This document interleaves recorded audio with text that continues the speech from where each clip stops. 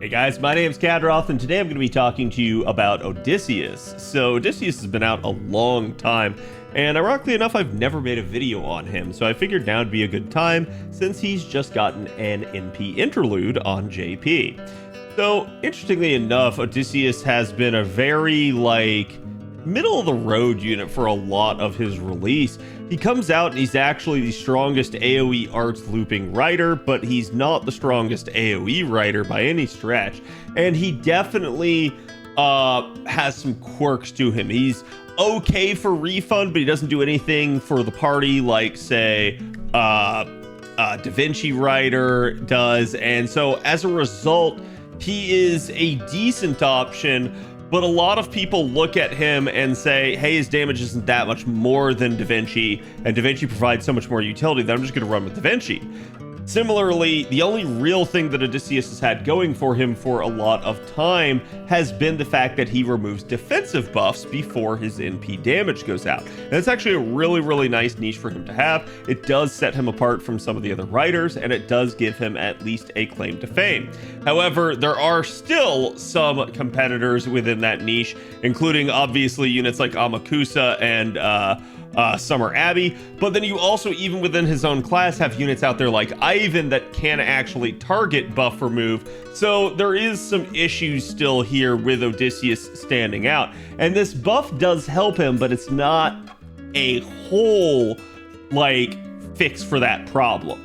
That being said, I do really like this buff. Let's go ahead, let's get right to it, but let's talk first about just Odysseus' overall performance. Now, again, Odysseus is a permanent unit. You can roll him at any time by getting spooked by him, but he is going to be one of those units where you guys are probably going to either just stumble upon him or just devotedly go after him purely because you want that kit. Choice is yours at that point, but I'm going to say, honestly, I think most people nowadays skip Odysseus for the simple reason that there are other good solutions even within the welfare category that can help things out. And I think that's one of the biggest hurdles that Odysseus faces. So taking a look right here at his attack stat, you guys can actually see he's almost up to 12k. Definitely not a bad attack stat by any stretch of the imagination, but the competition within the Rider class is definitely pretty good. His HP values are about 13k. He does have some baked in survivability to help him out, but this is going to be a concern for him overall. His attribute is going to be Earth. He does have some pretty high star absorption. Part of this is due to the fact that not only is he a writer, which has the highest star absorption for a class in the entire game, but he's also an arts unit, so they're kind of just trying to help him out a little bit there on that end. He's got star generation of 8.9, which is nothing to write home about, but it's not terrible either. His NP charge attack rate is 0.58, and this is kind of to keep him in check given all the things that he does have within his kit. His NP charge defense is 3%, his death rate is 33.7, which is a little bit higher than average, and his alignment is neutral good. His gender is male. He is the basic traits of Greek mythology male, which is one that Pinth can absolutely exploit. He's hominide, servant, humanoid, sovereign, aka king, loved one, which is the Brynhilder's beloved trait, riding, a normal servant, a 7-knight servant, which is the Draco trait, and weak to Enema Elish, which is obviously Gil's trait. His deck is 1 Buster, double arts, double quick. It's honestly okay. I think a lot of people would probably prefer the second Buster card there instead of the second quick, but he's probably going to want that second quick card for NP generation, given what his overall card performance is. His hit counts are not bad, though, that being said, but again, that base NP gain rate is going to be a little bit limiting on him, given everything else that he has going. So again, 4 hit counts, definitely not anything to look down on, and he does have 4 cards that can be good at NP generation. Looking at his active skills here, he starts out with a Quicken Arts up for 3 turns of 20% each. Neither of these two is particularly strong, but it's something. And he does have the chance to basically draw the attention of all enemies to the party, except for one of his allies, by 300% for 3 turns. This is basically a taunt for everybody else in the party, except the person that you targeted on. So it's a way of basically diverting damage away from a character. You can obviously use this on himself, or you can use this on someone else, but this does not make the other parts of the skill targetable, so it's just himself for the steroids regardless. The second skill here charges his own NP gauge by up to 30% here. It's definitely going to be helpful given the NP gain rate, as we mentioned, and increases his own critical star absorption for 1 turn by up to 1,000, which, frankly speaking, he probably didn't even need 1,000 with his already insanely high critical star absorption rate. If anything, he probably could have used maybe some additional star generation of some sort here. He grants himself Charm debuff immunity for 5 turns as well, which is actually a really nice thing, especially going up against certain charm heavy bosses like Cersei, for instance, which is definitely a subject that does come up in a event. And again, it is a really nice effect to have for challenge scenarios. His third skill grants himself invincibility for 1 turn, thus giving him some actual survivability, and buff removal resistance for 1 turn, meaning you can't stop him by stripping his buffs. So it is a really interesting way to handle him. And he also is going to get increased defense for 3 turns by 30%. Definitely another strong addition to his overall survivability. So you can see he has a pretty balanced kit. His steroids are not very strong and overpowering, but still his base attack power is pretty decent. So his attack stat combined with the lower than average steroids still results in okay damage. He does get magic resistance, riding B, and the protection from of the messenger god for his passive skills here, which, interestingly enough, that last one there is actually a unique one. It's basically immunity to the Pigify debuff from Cersei as well, and going to increase his own art's performance by 10%. He also basically has, again, the whole Bond 15 trait that we've talked about in the new recent videos. The first time we're seeing this really depicted on fandom here. It looks like they're going to have put it in for every single one. But again, just understand, again, that if you get a character to Bond 15, you'll be able to transfer over those Bond points. Everyone's going to have this, though, so it's nothing unique to him.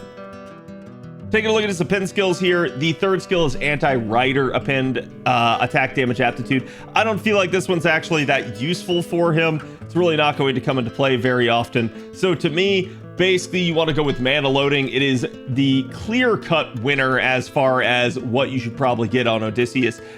Other than that, I'd say the only one probably worth considering in the short term is going to be something like skill reloading if you're using him in a challenge environment and you're trying to get back to things really quickly. Otherwise, extra attack and extra crit damage are both pretty decent depends in all scenarios. It's just up to you to determine if that's something you want to go after. Looking at his Noble Phantasm, again, it originally started out as just a 3-hit AoE NP that basically removed defensive buffs from an enemy and then dealt damage to them. The overcharge effect increased the NP damage up for 1 turn by a whopping 30%, scaling all the way up to 70%. So it did scale really nicely with overcharge, or if you put it later in a sequence of NPs, definitely something to enjoy about it, but it has been improved. That being said, just a quick aside about the defensive buff removal with regards to Odysseus. Remember, defensive buffs do not include things that are restorative, aka guts. So guts does not count as a defensive buff and will not be stripped by Odysseus. Similarly, if the buff actually is a guaranteed gimmick of the fight, it has one of those white borders around it, you cannot remove it. It is irremovable, and Odysseus will not be able to purge it with his NP. So just keep that in mind if you ever do try to slot him in and use him in any of those scenarios. Otherwise, the buffs here, basically, he gets all the same stuff he normally did, but his damage is going to go up. NP2 became NP1 now for damage. NP5 became the new NP2. And as we can see, he's also going to get an increased critical damage of 30% for 3 turns whenever he NPs, meaning this will stack. So it's going to get him that extra crit damage up. Definitely going to help his carding potential there. And it doesn't just stop there, as he's also going to gain 10 critical stars every single time he NPs before his damage goes out. So again, stacking crit buff, stars every time he NPs. So this is sort of resolving a lot of those other issues that we mentioned. The fact that they went so kind of stack heavy into star absorption, which he already really didn't need as a writer. Now they're giving him the other 2 aspects of the sort of crit triangle there to help him out. And I do really think that's a nice observation by the devs to actually give that to him, as it will dramatically improve his carding capability and lessen his need to maybe have somebody providing that for him as much in the party. From there, again, like we said, he's going to deal more damage, going to be increased by the NP interlude, and after the damage goes out, he will further reduce the art's resistance of his enemies by 20% for 3 turns. Obviously, this effect can be resisted, but this does mean that if you are going up against the same enemy again, like in a challenge scenario where there's break bars present, Odysseus is going to be able to stack these arts resist downs on the enemy and still keep hitting harder and generating more Noble Phantasm. On top of that, it could also be used just for carding after the NP to gain even more NP gen and even more damage if you do have a follow-up arts card. So it is a really, really nice effect. It can stack. It's definitely something that's good to see. Overall, the overcharge effect remains unchanged, so that's basically going to be it for his Noble Phantasm.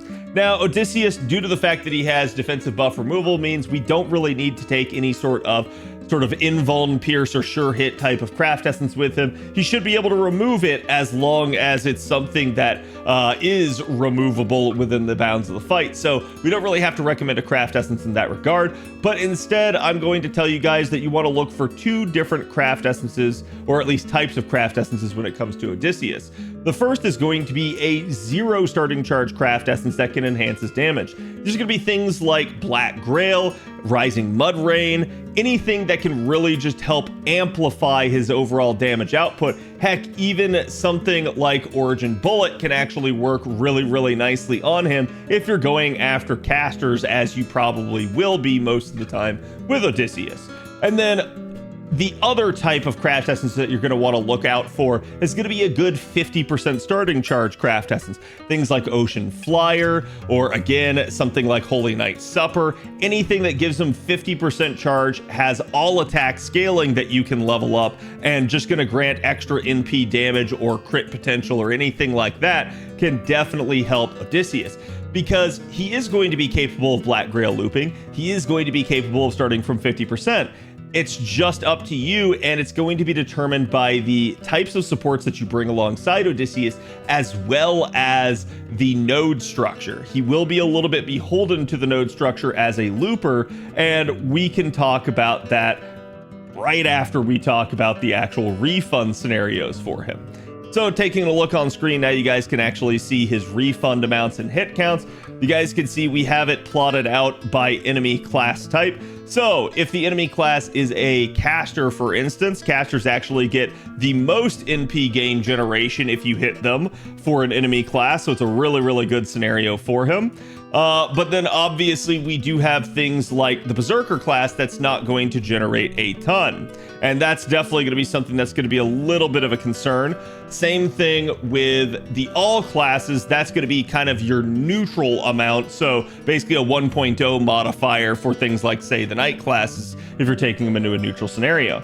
The interesting thing to denote is that our refund numbers do depict these scenarios, but at least in the case of the caster one, we depict it specifically with only 2 enemies, because depicting it with 3 would be a little bit unfair, and we would actually just see that he could easily hit that 50% threshold, but maybe not get all the way to 100%. And the ideal takeaway from this is that basically in this scenario, even if you get the minimal amount of overkill, you're still going to be hitting that 50% breakpoint against casters with even just 2 enemies. So that's a good number for him to be able to hit. It does mean his refund is at least okay. It's certainly serviceable. It's not gonna be like best in class or anything like that, but it is going to be a number that will allow him to Black Grail loop in a fair number of scenarios. So let's go ahead and let's talk about those scenarios now here on screen. So Odysseus can work in a 3-3x type of neutral environment here for our first comp. We're going to be utilizing basically just double Castoray and Oberon, no append, no starting charge CE, just him from 0% charge. So you're going to start out turn 1 there, basically popping all the Castoria skills save for one of the 20%. You're going to hold that one for later. You're going to rotate one of the Castorias out, bring in Oberon, use his 20% just to get a little bit more front-loaded firepower there for you. And again, that's going to get him up to 100%, so fire off the NP the first time. He'll refund about 54%. Then in turn 2 here, you're going to go ahead and pop the 20% NP gain up from the remaining Castoria there, and Odysseus' own 30% charge skill, and that should bring you up to full. Fire off the NP a second time, and he'll refund about 67%. Then from there, use the remaining Oberon 50%, and that should be enough for you to be able to complete your 3-turn loop against neutral enemies. Against 3 Berserker enemies or 2 Caster enemies, this loadout would work. And that's going to be the same thing where we start out with double Castoria and Oberon. Only this time we're going to start out by utilizing both Castoria's skills immediately all in turn 1, and then fire off the NP. That's going to get us 53% in this scenario. And then as we get into wave 2, we're going to go ahead and basically rotate out one of the Castorias, bringing in Oberon, utilize Oberon's 20% charge, utilize Odysseus' 30% charge, bring us up to full a second time, and fire off the NP a second time. We're going to get the exact same refund, and then we're just going to use Oberon's remaining 50% charge to complete the 3-turn loop in that environment. Against 3 neutral enemies, we can actually operate with a double Castoria setup with something like Fragment of 2004 as our Mystic Code, but this will require us to start with a 50% CE. So in this scenario, we start out with 50% charge on Odysseus. We go ahead, we utilize one of the Castoria skills entirely, and then basically use the Mystic Code's 3rd skill to get the increased NP gain from that. And then probably also the arts up from the other Castoria, don't forget that. That should bring you up to 100% charge, and then from there, fire off the NP. He'll actually refund about 75% in that scenario. Go ahead and utilize 30% charge from one of the remaining Castorias. That'll bring him up to full again, and then that should allow you to fire off the NP. You'll refund about 54% this time. Utilize the remaining 20% charge from the remaining Castoria and 30% from Odysseus himself, and he will be full a 3rd time to fire off his 3rd NP. And last but not least, in a 3-3X neutral scenario, making it work with no craft essence, but now maybe a maxed out mana loading, we can actually get away with a pretty diverse lineup of supports in this scenario. So we can make it work with Castoria, Shufu, and Nero Bride, for instance. This is a very refund heavy comp. That's where we're going to require the node structure to have 3 enemies in the first 2 waves in order to get those refund numbers. So starting out with this maxed out mana loading at 20%, we're going to go ahead, pop all the Castoria skills, and go ahead and rotate her out, bringing in Nero Bride. From there, we're going to go ahead and use Nero Bride's 30% charge and NP gain skill on him. That'll bring him up to full. Don't forget to pop Shufu's actual NP gain and arts up skills. Just don't pop the charge up, and then basically fire off the NP. He'll refund about 74.9%, aka 75. From there, on turn 2, we're going to go ahead and utilize Odysseus's 30% charge. That should bring him up to full again, and then he'll refund 74% again. Go ahead and use Shufu's remaining 30% charge, and that should bring him up to full the last time to fire off the last NP. Now, you guys can see Odysseus can work in a whole number of scenarios. It does really help him out, especially since he is going to have some stiff competition. Well, how so? Let's go ahead and let's talk about damage numbers for Odysseus. Now, on screen, you guys can actually see the pre-buff and post-buff numbers here for Odysseus. He's basically going to end up having, again, a nice jump here. As you guys can see, the NP2 became NP1, the NP5 became the new NP2 for raw numbers. Now, obviously, things are going to change a little bit as we get him into an actual composition, but this is just raw neutral numbers, just him under his own power against the neutral target. Now, let's go ahead and look at his actual numbers in a proper composition, and you guys can see the old numbers here on top, the new numbers here on the bottom. These are still neutral numbers, but now they include additional buffs from supports and things like that. So basically, wave 1 and wave 2 in the old numbers definitely remaining static. Same thing in the new numbers, but you do get a nice bump up. Again, you can still see the relationship. NP2 there became the new NP1. However, what we do see is a very nice sizable spike by wave 3. Obviously, that's going to be the Oberon coming in here, and he's definitely going to help improve things. It's going to be almost an 80k difference here. So really a really nice number, a sizable increase. And that number, that 324, I really want you guys to hang on to that because it is going to matter.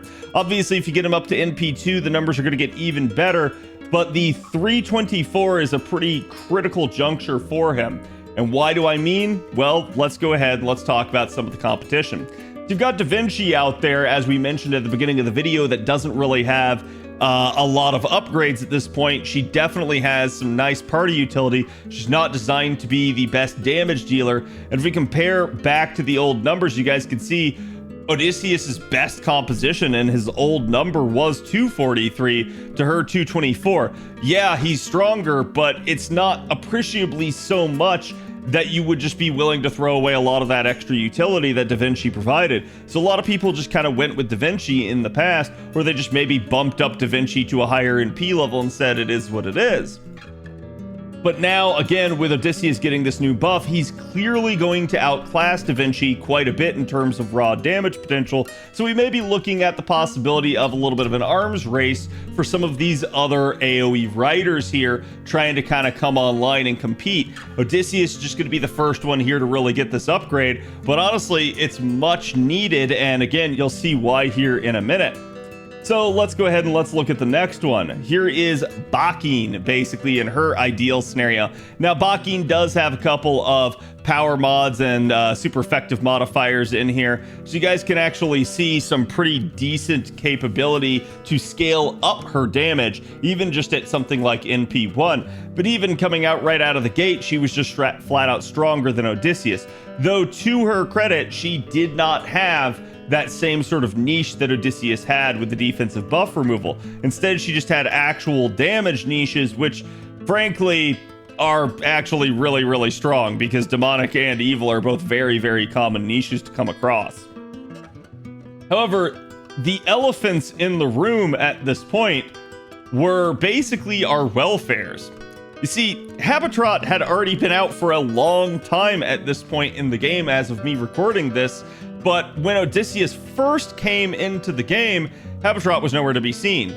But she did follow pretty quickly after, and so she pretty much immediately outclassed him. So hindsight being what it was, I think a lot of the NA community just said, I don't really need Odysseus that bad. It's okay. We're going to be fine because we know we have this welfare coming.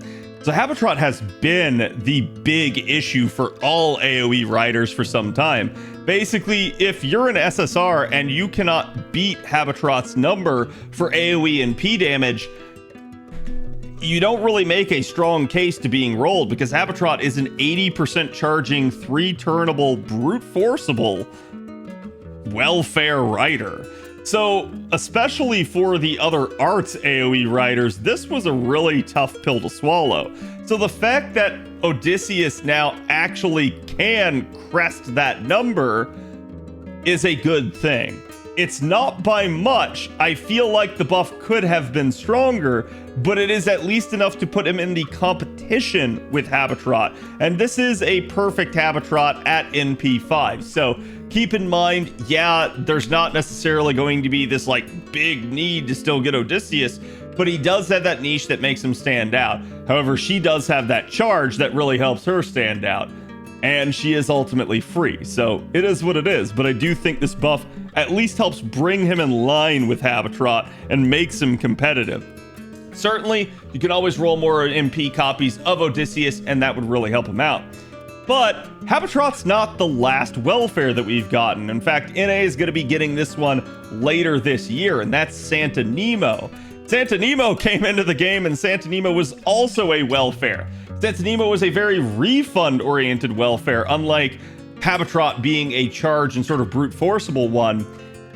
But his damage was really, really good, and that is definitely going to be the big issue for Odysseus still at this point.